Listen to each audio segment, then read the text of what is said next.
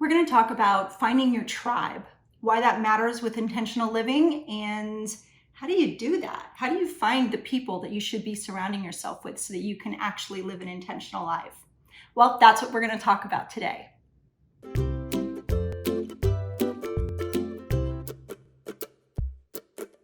Hi, I'm Susie. I blog at 365 Days of Awesome, which is my quest to lead a more awesome life, and then I share what I find. And this is also my YouTube channel. Now, I've been really lucky. Well, maybe luck's not the right word. I've been really intentional, and it's resulted in a lot of awesome things. So in my quest to lead a more awesome life, I've addressed a lot of different things. How to accomplish my goals, how to create a better marriage, how to raise my kids in a way that feels authentic and aligns with my values so that I'm giving them every opportunity possible to become the best versions of themselves. And this is a very different way of living. Everything from the way I've crafted my home to the food that I try to eat. Not perfect at it. Most of us aren't, but I do try. All of those things align with my values. And the thing that I want to talk about that I think is super important are the people that you surround yourself with in your life. So if you're going to lay out your goals and you're going to lay out your intentions, I think it's important to have a support system. And what I mean by that is I think it's important, one, to have the conversation with the people who are closest to you, to your family, to your closest friends, and let them know what your intentions are, what your goals are, the things that matter to you and the things that are important to you. If you're going to live a life differently than how you've been living it, it's going to be important to do different things. So let's say, just for example, if you wanted to be a race car driver, or let's say you wanted to eat a ketogenic diet, or it doesn't even matter, whatever it is in your life that you want to do more of. If the people around you aren't into it, aren't interested in it, think it's stupid, and don't want to help you with it, you're going to find yourself having to make a choice between spending time with them or doing this thing that matters. And it's kind of a bummer to have to do that. And most of the time, I find that with really good communication, you can have the joy of doing both. And isn't that incredible? And that really is, at the end of the day, what I'm talking about. So I think it's important to have that conversation, but a heartfelt, real conversation. This is what matters to me. And find out what the people in your life have to say about that. And also take the time to ask them what matters to them. Have that very personal conversation. That conversation that we're not having because it's, I don't know, socially awkward. I'm going to invite you to be a little socially awkward for a minute and have those conversations. Find out what the values are of your dearest friends. What are their goals? What are the things that they're trying to accomplish? Are they genuinely in a dead-end job that they're finding no satisfaction in and they want to move on to something else? Maybe they're a dormant artist just waiting for somebody else to help give them that boost they need so that they can become a creative. You don't know until you have that conversation. And here's the thing about that. The more you do this and the more you start to align your life with your goals, your intentions, your purposes, you will find that you will become a magnet for like-minded people and similar people with the same values, the same inspiration, the same ideas of what should be getting done. Now, you can also seek these people out. You can find places where they are. It doesn't matter, whatever hobby, whatever craft, whatever activity, whatever venture, there are other people that are interested in it.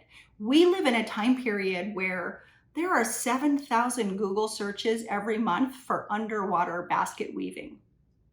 Not kidding. So I'm here to tell you that no matter what your interests are, there is an audience and there are people that are interested in that too. Even now, my channel is small right now because I've only just started, but I have about 110 subscribers. I personally know 90 of them. And you know what? These are my tribe. These are very like-minded people that live their life with the same values.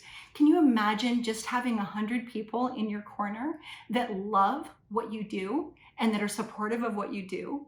Can you just imagine that for a moment? Because it's powerful. and you guys know who you are, and I absolutely love you guys. So it's what makes making these videos easier and easier for me. So this was the food for thought that I wanted to give you, is that you're gonna find people that aren't gonna be into your game. You're gonna find people that are gonna wanna do things that don't align with your game. And it's gonna be important for you to sort of be able to see that early on and then determine which way you wanna go. This was one of the things that my husband and I did very early on in our marriage. I will tell you, getting married at 18 years old is super interesting because you're surrounded by other young people. So our friends, they still liked going clubbing. And there's nothing wrong with that. And I'm talking dancing and drinking and that kind of thing.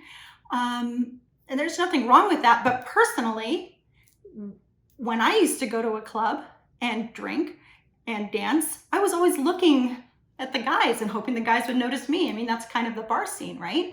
So now that I was married, I wasn't really into that. And on top of it, I didn't find that drinking with my single friends was conducive and nurturing for a marriage. So we actually decided that we really wanted to do things together and that we wanted to do things that contributed to our marriage. Now, some of the people that we were hanging out with initially, that separated them very quickly from us. And that was okay, because all of those people that we were surrounded from at that time, none of them are together with the people that they were with. None of them. And here we are 31 years later, and I'm not saying that one decision is the only thing that made it. I'm just saying that it started then, where I looked at it, like when my girlfriends were like, hey, we're going to this club tonight, we're gonna go dancing and we're gonna go drinking. It's okay if you really love to dance. The truth is I'm not an amazing dancer and I'm not into it, actually. And I only went for that one reason, was hopefully to meet a guy, you know, with my friends and to look pretty and hopefully get admired or whatever, right? So here I am married and I wasn't into it. Some of my friends at the time were like, oh, I see. Now you're gonna get all uptight and you're gonna be staying at home with your husband and be a little wife, like almost with this cattiness to it. And the answer is yes, actually, I am going to do that, because I just married my best friend in the whole world and I adore him and I have so much fun with him. So I'd like to do things that we can do together. Now, I'm not saying you can't do a girls' night out. I'm not saying that at all. But it depends on what the intention is of the girls' night out and whether or not it's conducive and nurturing for a marriage. And if it isn't, then I would advise not doing it personally. But that's a perfect example, I think, of an everyday example of what I experienced on this journey in terms of sorting out who I was going to spend my time with, you know? So I hope that helps you guys. And I'm so glad that you're part of my tribe. I love having you. And if you haven't subscribed yet, make sure that you hit the subscribe button down here. And also, if you're not getting notifications, it's because you haven't hit the little bell. When you hit the bell, it'll also notify you whenever I have a brand new video.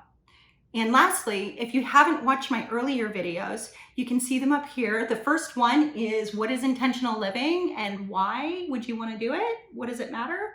And then the second one behind that is doing your goals and intentional living. So I hope this was useful to you and have an awesome week.